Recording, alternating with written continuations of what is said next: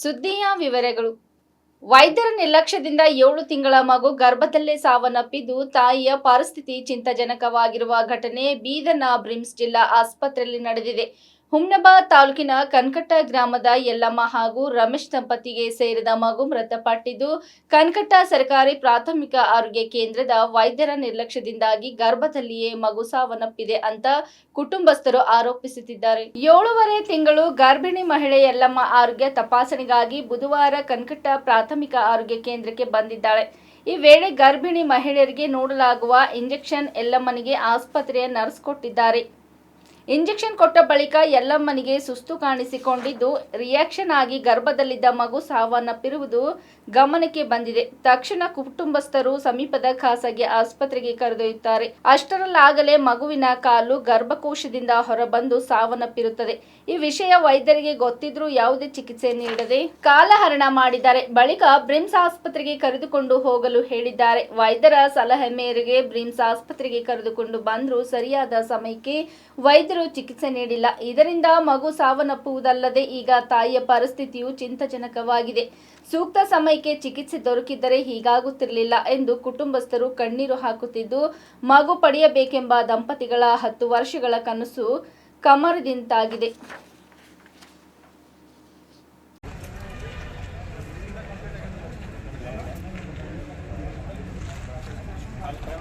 ಏನಾಗಿತ್ತು? ಯಾವ ಹಾಸ್ಪಿಟಲ್ನಾಗ ಆಗೈತಿ? ಯಾವ ಹಾಸ್ಪಿಟಲ್ನಾಗ ಇಂಜೆಕ್ಷನ್ ಕೊಟ್ಟಿದ್ರು? ಇಂಜೆಕ್ಷನ್ ಮಾಡ್ಯಾರಿ. ನದಿ ಹಾಸ್ಪಿಟಲ್ದಾಗ ಅಲ್ಲಿ ಮಾಡಲ್ಲ ಮಾಡ್ತೆ ಅಂತ ಭಾರತಕ ಅಲ್ಲಿ ಟೇಮ್ ಮಾಡಿದ್ರಿ. ಮಾಡಿದ ಬೇಕಾಯ್ತ ನಾವು ಬೀದರ್ ಕಳಿಸ್ತೇವೆ, ಗುಲ್ಬರ್ಗ ಕಳಿಸ್ತೇವೆ ಅಂದ್ರೆ ಯಾಕೆ ಮಾಡಿದ್ವಿ. ಮತ್ತೆ ಈಗ ಯಾಕೆ ಮಾಡಲ್ಲ, ಯಾಕೆ ಹೋರಾಟ ಅವ್ರಿಗೆ ಪೂರ ಅವ್ರಿಗೆ ತಂದು ಬೆದ್ದರ್ಸಿ ನಿನ್ನ ಹೋಗ್ರಮ್ಮ, ನಿಮ್ಮ ಕೈಲೇ ತೋರಿಸಿಗೆ ಹೆಣ್ಮಗಳಿಗೆ ನೀವು ಜಡ್ ಚಲೋ ಮಾಡ್ಕೊಂಡು ಹೋಗ್ರಿ, ಈಗೆಲ್ಲ ಜಗಳ ಮಾಡ್ಕೊಂಡು ಕುಂತ್ರಾಕಿ ನಾ ಪತಿ ಅಂತ ಬೀದರ್ ಕಳಿಸ್ಕೊಡ್ತೀವಿ. ಯಾವಾಗ ಕಳಿಸ್ಕೊಟ್ರಿ? ರಾತ್ರಿ 12 ಇಂಜೆಕ್ಷನ್ ಮಾಡಿದಾರೆ ಯಾರು? ಅಲ್ಲಿ ಕಲ್ಕಟ್ಟದಾಗ ಸರ್ಕಾರಿ ಡಾಕ್ಟರ್ಗಳು ಅವರು ಒಬ್ಬ ಬರ್ಕೊಟ್ರಿ, ಒಬ್ಬಾಕಿ ಮೇಡಮ್ ಕೊಟ್ಕೊಡ್ರಿ. ಈಗ ಆಕಿಗೆ ಈಗ ಪೇಷಂಟ್ ಅಳರಿ, ಈಗ ಆಕಿ ಕೇಳ್ಬೋದ್ರಿ, ಆಕಿ ಎಲ್ಲ ಹೇಳ್ಬೋದು. ನಾವು 5 ಚಿಕಾಯಿ 5 ಇಂಜೆಕ್ಷನ್ ಕೊಟ್ಟ ಮೇಲೆ ಏನು ಸಮಸ್ಯೆ? ಇಂಜೆಕ್ಷನ್ ಕೊಟ್ಟ ಮ್ಯಾಗ ಏನು ಸಮಸ್ಯೆ? ಈಕಿಗೆ ರಿಯಾಕ್ಷನ್ ಆಗೈತ್ರಿ. ಈಗ ಡೆಲಿವರಿ ಆಗಿರ್ಬೇಕ ಒಂದೊಂದು ಗುಳ್ಳಿ ತೊಗೊಂಡವ್ರಿ. ಇದು ಕಾಲಿನ ತೊಗೊಂಡು ಕಿತ್ತಾಡಿ ಇಲ್ಲಿ ಕಿತ್ತಾಡಿ ಇಲ್ಲೆಲ್ಲ ಅಂದ್ರಲ್ಲಿ ಗುಳ್ಳಿ ಹೊಡೆದ ಒಂದು ಕುರಿ ತೊಗೊಂಡು ತೆಗ್ದಂಗೆ ತಾಯಿಗೆ ಅದನ್ನ ಡಾಕ್ಟರ್ ಹೇಳಿರಿ ಏನಾಗ್ಯದ ಈಗ ಸೀರಿಯಸ್ ಅಳರಿ. ಈಗ ಆಕೆ ಆರಾಮ ಆಗಿನ ಮ್ಯಾಕೆ ನಮಗೆ ಗೊತ್ತಾಗತ್ತೆ. ಈಗ ಡಾಕ್ಟರ್ ಏನಂದ್ರಿ? ಹಿಂಗಾದಾಗ ನೀವು ಇಂಜೆಕ್ಷನ್ ಕೊಟ್ಟ ಮೇಲೆ ಇಂಜೆಕ್ಷನ್ ಕೊಟ್ಟ ಮ್ಯಾಗ ಏನಂದ್ರು? ಡಾಕ್ಟರ್ ಹೇಳಿರಲ್ಲ ಹಿಂಗಾಗಿತ್ತು ಅಂತ ಹೇಳಿ. ಹೇಳ್ಯಾರಿ. ಏನಂದ್ರೆ ಅವ್ರು ಮತ್ತೆ ಹೇಳ್ಯಾರಿ. ಆಕಿನೇ ಸತ್ತಂದವ ನಮ್ದಿಂದ ಆಗಲ್ಲ. ಒಂದು ಗಾಡಿನೇ ತಿರ್ಗಲ್ ಹೊಂಟದ ಅಂದ್ರೆ ಇಲ್ಲಿ ದವಾಖಾನೆಗೆ ಏನಾರ ಎಗಡಾರ ಇದು ಆಗ್ಯದ ಅಂತ ಇಲ್ಲಿ ದವಾಖಾನೆಗೆ ಬಂದ್ರೆ ಅವರು ಇಲ್ಲಿ ಇಟ್ಕೊಂಡು ಸ್ಕ್ಯಾನಿಂಗ್ ಮಾಡಿದವರು, BCC ಮಾಡಿದವರು, ರಕ್ತ ಟೆಸ್ಟ್ ಮಾಡಿದವರು, ಎಲ್ಲ ಮಾಡಿದವರು. ನಿಮ್ಮ ವಿಡಿಯೋ ಹಚ್ಚಿರಿ ಸರ್. ನಿಮ್ಮ ವಿಡಿಯೋ ಹಚ್ಚಿ ಅದು ಇನ್ಸನ್ ಮಾಡ್ಯಾರ, ರಿಯಾಕ್ಷನ್ ಆಗ್ಯದ ಅಂತ ಮೇಡಮ್ ಅವ್ರು ಹೇಳಿ. 4 ದಿನ ಒಂದೊಂದು ಅಂತ ಇಂಜೆಕ್ಷನ್ ಕೊಟ್ಟಾರ್ರಿ.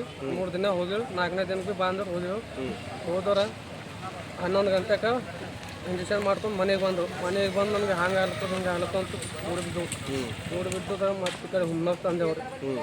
ಹುಮ್ನಾಗ್ ತಂದೆವು ರಾತ್ರಿ 6 ತಿಂಗಳು ಅಲ್ಲೊಂದು 3 ಗಂಟೆ 5 ಗಂಟೆ ಕೂಡಿಸ್ಕೊಂಡು ರೀ ಅವ್ರು. ಯಾರು ಡಾಕ್ಟರ್ ಯಾರು ಎತ್ತಾರೆ ಅಲ್ಲೇ ಕನಕಟ್ಟ ಅವ್ರು ಇಂಜೆಕ್ಷನ್ ಹಾಸ್ಪಿಟಲ್? ಹಾಂ ರೀ, ಪ್ರಾಥಮಿಕ ಹಾಸ್ಪಿಟಲ್. ಇದು ಗೌರ್ಮೆಂಟ್ ಹಾಸ್ಪಿಟಲ್ ಪ್ರಾಥಮಿಕ ಅವರು ಅಲ್ಲಿ ನಿರ್ಲಕ್ಷ್ಯ ಮಾಡಿದ ಡಾಕ್ಟ್ರು ನಿರ್ಲಕ್ಷ್ಯ ಮಾಡಿದ ಡಾಕ್ಟ್ರು ಕೇರ್ಲೆಸ್ ಮಾಡ್ಯಾರ. ಸಿಸ್ಟರ್ ಮಾಡ್ಯಾರ. ಸಿಸ್ಟರು ಡಾಕ್ಟ್ರು ಯಾರು? ಸಿಸ್ಟರ್ ಪ್ರೆಸೆಂಟ್ ಇಲ್ಲ ಸರ್.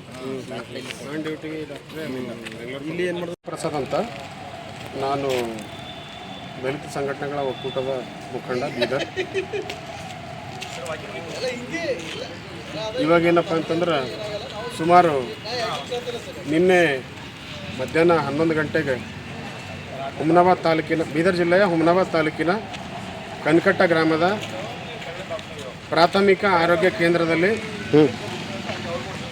ನಡೆದಿರ್ತಕ್ಕಂಥ ಡಾಕ್ಟರ್ಗಳ ನಿರ್ಲಕ್ಷ್ಯದಿಂದ ಒಂದು ಶಿಶುವಿನ ಜೀವ ಹೋಗಿದೆ ಸರ್.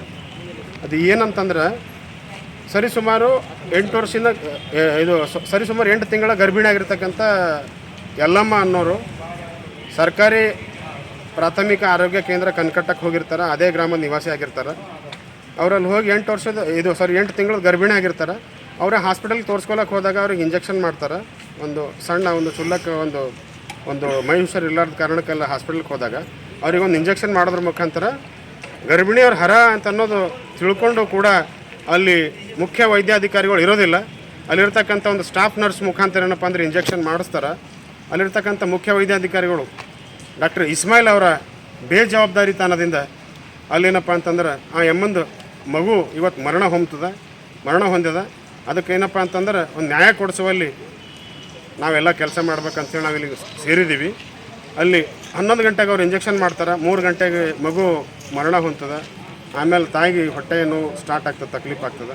ತದನಂತರ ಹುಮನಾಬಾದ್ ಕಡಾಳೆ ಮಲ್ಟಿ ಸ್ಪೆಷಾಲಿಟಿ ಹಾಸ್ಪಿಟಲ್ಗೆ ಹೋಗ್ತಾರೆ. ಅಲ್ಲಿ ಡಾಕ್ಟರ್ ಜಯಶ್ರೀ ಪಾಟೀಲ್ ಕಡಾಳೆ ಅವ್ರು ಏನಪ್ಪ ಅಂತಂದ್ರೆ ಸ್ಕ್ಯಾನಿಂಗ್ ಮಾಡ್ತಾರೆ. ನಮ್ಮ ಕಡೆ ಸ್ಕ್ಯಾನಿಂಗ್ ರಿಪೋರ್ಟ್ ಇದೆ. ಸ್ಕ್ಯಾನಿಂಗ್ ಮಾಡೋರು ಏನು ಹೇಳ್ತಾರೆ ಅಂತಂದ್ರೆ ಈಗಾಗಲೇ ಕೂಸು ತಲೆ ಇಲ್ಲ, ಕಾಲು ಏನಪ್ಪ ಅಂದ್ರೆ ಗರ್ಭಕೋಶದಿಂದ ಕಾಲು ಹೊರಗೆ ಬಂದವ. ಪ್ರೆಸೆಂಟ್ ಏನಪ್ಪ ಅಂತಂದ್ರೆ ಮಗು ಮರಣ ಹೊಂದಿದೆ. ಈಗಿದು ಏನಪ್ಪ ಅಂದ್ರೆ ಅದು ಸಿಸರಿಂಗ್ ಮಾಡೋದ್ರ ಮುಖಾಂತರ ಏನಪ್ಪ ಅಂದ್ರೆ ತಾಯಿ ಜೀವ ಬದುಕಿಸ್ಬೋದು, ಇಲ್ಲ ಅಂತಂದ್ರೆ ಆಗಲ್ಲ ಅಂತ ಹೇಳ್ತಾರೆ. ಅವಾಗ ಏನಪ್ಪ ಅಂದ್ರೆ ಒಂದು ದುಡ್ಡಿನ ವಿಚಾರದಾಗ ಅವ್ರು ಹೇಳ್ತಾರೆ ಒಂದು 30-35 ಸಾವಿರ ರೂಪಾಯಿ ಖರ್ಚು ಬರ್ತದೆ, ನೀವು ದುಡ್ಡು ಜಮಾ ಮಾಡಿರಿ ಅಂತ ಹೇಳ್ತಾರೆ. ಇಲ್ಲಿ ಆಸ್ಪತ್ರೆಯಲ್ಲಿ ಕೇಳ್ತಾರೆ, ಎಲ್ಲಿ ಕೇಳ್ತಾರೆ? Kadale multi speciality hospital doctor Jayashree Patil Kadale ಅವ್ರು ಹೇಳ್ತಾರೆ. ಅವಾಗ ಕೂಡ ಏನಪ್ಪ ಅಂದ್ರೆ ಆ ಹೆಣ್ಮಗಳು ಎಲ್ಲಮ್ಮ ಅವ್ರ ಗಂಡ ರಮೇಶ್ ಅವ್ರು ಏನಪ್ಪ ಅಂದ್ರೆ 35 ಸಾವಿರ ರೂಪಾಯಿ ದುಡ್ಡಿನ ವ್ಯವಸ್ಥೆ ಮಾಡ್ಕೋತಾರೆ. ಮಾಡ್ಕೊಂಡಾಗ ಅವರಿಗೆ ಅಲ್ಲಿ ಕೂಡ ಕಾಯಿಸ್ತಾರೆ. ಸುಮಾರು 7 ಗಂಟೆಯಿಂದ ರಾತ್ರಿ 12:30 ತನಕ ಕಾಯಿಸ್ತಾರೆ. ರಾತ್ರಿ 12:30 ತನಕ ಕಾಯಿಸಿ ಮಾಡ್ತೀವಿ ನಾರ್ಮಲಾಗಿ ಮಾಡ್ತೀವಿ ಅಂಥೇಳಿ ಹೇಳಿ ಸಿಸರಾಗಿ ಮಾಡ್ತೀವಿ ಅಂತ ಹೇಳಿದಾಗ ನೀವೆಲ್ಲ ಸೈನ್ ಮಾಡ್ಲಿಕ್ಕೆ ಒಪ್ತೀರೇನಂತ ಕೇಳಿದಾಗ ಹೌದು ನಾವು ಒಪ್ತೀವಿ, ನಾನು ಹೆಣ್ತಿ ಉಳಿದ್ರೆ ಸಾಕು, ಕೂಸಂತೂ ತೀರೋಗಿದೆ, ನಾನು ಹೆಣ್ತಿ ಉಳಿದ್ರೆ ಸಾಕು ಅಂತೇಳಿ ಇವ್ರು ಹೇಳ್ತಾರೆ. ಇವ್ರದ್ದೆಲ್ಲ ಸೈನ್ ತೊಗೊಂಡು ಎಲ್ಲ ಮಾಡಿ ಕೂಡ ಮಾಡ್ಲಿಕ್ಕೆ ಇವ್ರು ರೆಡಿ ಇದ್ರು ಕೂಡ ಅವ್ರು ಲಾಸ್ಟಿಗೆ ಏನಪ್ಪ ಅಂದ್ರೆ ನಿಮ್ಮ ದುಡ್ಡು ಬೇಡ, ನಿಮ್ಮ ಪೇಷಂಟು ಬೇಡ, ಲೇಟ್ ಆಗ್ತಾಯಿದೆ, ನೀವು ಯಾಕೆ ಮಾಡ್ತಾಯಿಲ್ಲ ಅಂತೇಳಿ ಇವರು ಸ್ವಲ್ಪ ಕೇಳಲಿಕ್ಕೆ ಹೋದಾಗ ನೀವು ನಿಮ್ಮ ಪೇಷಂಟ್ ತೊಗೊಂಡು ಹೋಗ್ರಿ ಅಂಥೇಳಿ ರಾತ್ರಿ 12ಕ್ಕೆ ಏನಪ್ಪ ಅಂತಂದ್ರೆ 12:30ವರೆಗೆ ಹುಮನಾಬಾದ್ ಪೊಲೀಸ್ ಠಾಣೆಯ ಒಂದು 4 ಪೇದೆಗಳನ್ನು ಮತ್ತು ಇಬ್ಬರು ಮಹಿಳಾ ಪೇದೆಯನ್ನು ಕರೆಸಿ ಇವರನ್ನು ಹಾಸ್ಪಿಟಲಿಂದ ಹೊರದಬ್ತಾರೆ. ಹುಮನಾಬಾದ್ಲಿಂದ ಬೀದರ್ ಬ್ರಿಮ್ಸಿಗೆ ಬರ್ತಾರೆ. 12:30ಲಿಂದ ಅಬ್ಸರ್ವೇಷನ್ದಾಗ ಇಟ್ಟಿರ್ತಾರೆ ಬ್ರಿಮ್ಸವ್ರು. ಯಾವುದೋ ಡಾಕ್ಟರ್ ಬಂದು ಇವ್ರಿಗೆ ನೋಡಲ್ಲ, ಯಾವುದೋ ಡಾಕ್ಟರ್ ಬಂದು ಏನಪ್ಪ ಅಂತಂದ್ರೆ ಪೀಡಿಯಾಟ್ರಿಷಿಯನ್ ಬಂದು ಕೂಡ ನೋಡಲ್ಲ, ಯಾರೂ ಕೂಡ ಬಂದು ಇವ್ರಿಗೆ ನೋಡಲ್ಲ. ರಾತ್ರಿ 12:30ಯಿಂದ ಮುಂಜಾನೆ 8 ಗಂಟೆ ತನಕ ಯಾರೂ ಬಂದು ನೋಡಲ್ಲ. 8 ಗಂಟೆಗೆ ನಾನಂದ್ರೆ ಗೌತಮ್ ಬಂದು ಏನಪ್ಪ ಅಂತಂದ್ರೆ ಡಾಕ್ಟರ್ ಶೆಟ್ಕರ್ ಅವ್ರಿಗೆ ಮಾತಾಡ್ತೀನಿ, ಮತ್ತು ಡಾಕ್ಟರ್ ಬಾಲಿ ಅವ್ರಿಗೆ ಮಾತಾಡ್ತೀನಿ, ಮತ್ತು ಡಾಕ್ಟರ್ ಮಹೇಶ್ವರಿ ಅವ್ರಿಗೆ ಮಾತಾಡೋದ್ರ ಮುಖಾಂತರ ಏನಪ್ಪ ಅಂತಂದ್ರೆ ಆ ಎಮ್ಮಂದು ಏನಪ್ಪ ಅಂದ್ರೆ ಸಿಸರಿಂಗ್ ಮಾಡೋದ್ರ ಮುಖಾಂತರ 11 ಗಂಟೆಗೆ ಏನಪ್ಪ ಅಂತಂದ್ರೆ ಆ ಎಮ್ಮಂದು ಕೂಸಿಗೆ ಏನಪ್ಪ ಅಂದ್ರೆ ಹೊರಗೆ ತೆಗಡಿ ಆ ಎಮ್ಮ ಉಳಿಸಲು ಏನಪ್ಪ ಅಂದ್ರೆ ನಾವು ಕೆಲಸ ಮಾಡ್ತೀವಿ. ಅವಾಗ ಏನಪ್ಪ ಅಂದ್ರೆ ಡಾಕ್ಟರ್ಗಳು ಇಲ್ಲಿ ಕೂಡ ಹೇಳ್ತಾರೆ ಅಂದ್ರೆ ಹೆಣ್ಮಗಳಿಗೆ ಏನಪ್ಪ ಅಂದ್ರೆ ಇನ್ಫೆಕ್ಷನ್ ಆಗಿದೆ ಒಳಗೆ ಲೇಟ್ ಮಾಡೋದ್ರಿಂದ ಅಂಥೇಳಿ ಡಾಕ್ಟ್ರು ಕೂಡ ಆ ಎಮ್ಮಗೆ ಇಲ್ಲಿ ಅಡ್ಮಿಟ್ ಮಾಡ್ಕೊಂಡಿದ್ದಾರೆ. 11 ಗಂಟೆಗೆ MLC ಆಗ್ತದೆ. 11 ಗಂಟೆಗೆ ಅದೇ ರೀತಿ ಡೆಲಿವರಿನೂ 11 ಗಂಟೆಗೆ ಏನಪ್ಪ ಅಂತಂದ್ರೆ ಆ ಎಮ್ಮಂದು ಮಗು ಕೂಡ ಹೊರಗೆ ತೆಗೆದು ಸಿಸರಿಂಗ್ ಮಾಡೋದ್ರ ಮುಖಾಂತರ ಆ ಮಗು ಹೊರಗೆ ತೆಗೆದು 11 ಗಂಟೆಗೆ MLC ಕೂಡ ಆಗ್ತದೆ. 11 ಗಂಟೆಯಿಂದ ನಾವು police station Humnabad police station PS ಆಗಿರ್ತಕ್ಕಂಥ ಬಸವರಾಜ್ ಅವರಿಗೆ ನಾವು ಇಂಟಿಮೇಷನ್ ಮಾಡ್ತೀವಿ. ಮಾಡಿದ್ರು ಕೂಡ ಅವ್ರು 1 ಗಂಟೆಗೆ ಪೊಲೀಸರು ಬರ್ತಾರೆ. ಬಂದು 1ರಿಂದ ಈಗ 6 ಗಂಟೆವರೆಗೆ ಆಗಿದೆ. ಇಲ್ಲಿವರೆಗೆ ಆ ಮಗುವಿಂದ ಏನಪ್ಪ ಅಂದ್ರೆ ಆ ಶಿಶುವಿಂದ ಏನಪ್ಪ ಅಂದ್ರೆ ಪೋಸ್ಟ್ ಮಾರ್ಟಮ್ ಆಗಿಲ್ಲ. ಇಲ್ಲಿವರೆಗೆ ಆ ಊರವ್ರು ಎಲ್ಲರೂ ನಾವೆಲ್ಲ ಸೇರಿನಪ್ಪ ಅಂದ್ರೆ ಕಾಯ್ತಾ ಇದ್ದೀವಿ. ಆ ಪೊಲೀಸರು ಕೂಡ ಏನಪ್ಪ ಅಂತಂದ್ರೆ 4-5 ತಾಸುವರೆಗೆ ಪಂಚನಾಮನೆ ಮಾಡ್ತಾ ಇದ್ದಾರೆ.